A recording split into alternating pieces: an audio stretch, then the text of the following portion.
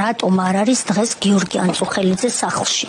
იმიტომ არ არის, რომ რუსებმა, სეპარატისტებმა გაიტაცეს, აწამეს და მოკლეს.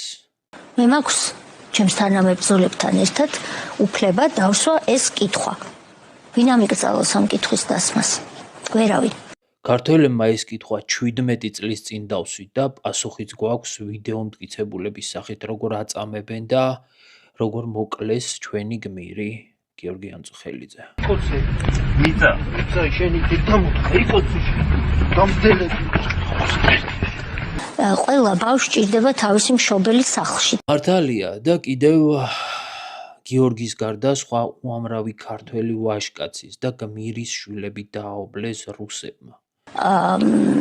უაზროდ განწირული ვიღაცის პიარისთვის. არა, ის არ არის უაზროდ მკვდარი და უაზროდ გაწირული. მან სამშობლოს შესწირა თავი, საქართველოს შესწირა თავი.